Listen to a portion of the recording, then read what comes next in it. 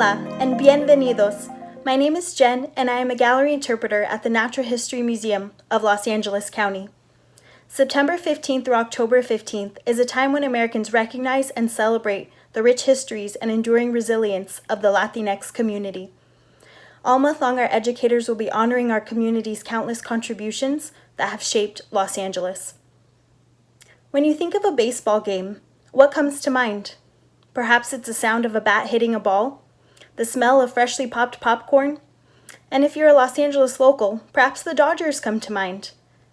If you've ever been near Dodger Stadium on a game day, you'd hear cheering from large crowds, maybe fireworks, or a booming voice announcing the next batter up to home plate. These sounds weren't always the sounds heard on the land the Dodger Stadium now occupies, an area commonly known as the Chavez Ravine. Today we are going to be going back to a time where the sounds we'd hear in that exact same area would be of children playing, goats bleating, families talking, all sounds of a thriving community of Mexican Americans.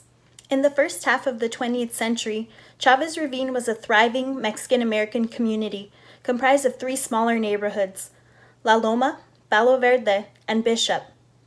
Because the Chavez Ravine was a semi-rural area with generally poor residents, no electricity, and far from public transit, it was seen as an example of urban decay, essentially a slum.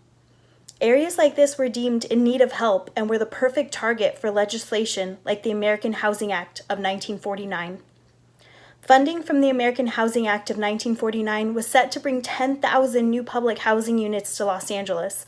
In the summer of 1950, the city's housing authority sent letters to those living in Chavez Ravine, informing them that a new public housing development called the Elysian Park Heights was being built in the area for low-income families.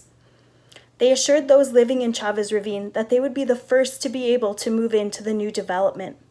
The Los Angeles Housing Authority began acquiring Chavez Ravine in 1951 through voluntary purchasing and by using the power of eminent domain. Eminent domain is the right of a government or its agent to take over private property for public use as long as there is payment of compensation.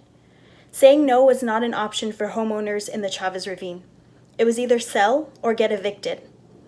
Many families sold their property for much less than it was worth, with the hope that they would be able to move into the new housing development after its completion in 2 years. However, at this time, mayorship of Los Angeles was beginning to change. A new candidate named Norris Polson was in line to become the next mayor of Los Angeles. Polson was very well connected to the Chandler family, a very wealthy and influential family who owned and operated the Los Angeles Times. The Chandler family opposed public housing and the idea of racial integration in the middle of Los Angeles. With these ideas in mind, Polson made anti-public housing the foundation of his campaign and promised if he won, he would cancel the city's bid for public housing projects like the one happening in the Chavez Ravine. In 1953, Polson won and held true to his promise. Once the plans for public housing vanished, a new opportunity opened up for Walter O'Malley, owner of the Brooklyn Dodgers.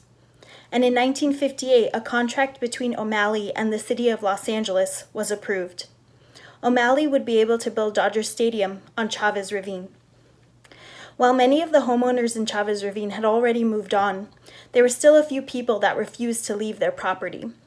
And on Friday, May 8th, 1959, a day known as Black Friday to the Chavez Ravine residents, sheriff's deputies arrived to forcibly remove the last few families in Chavez Ravine. They watched as bulldozers turned their homes into rubble. Crews broke ground for Dodger Stadium just 4 months later on September 17th, 1959. Although homes were destroyed and families displaced, the Latinx community continues to transform Los Angeles through our countless contributions to this city. Even through hardship, we continue to see the resilience of Latinx people in the past, the present, and into the future. Thank you for joining us.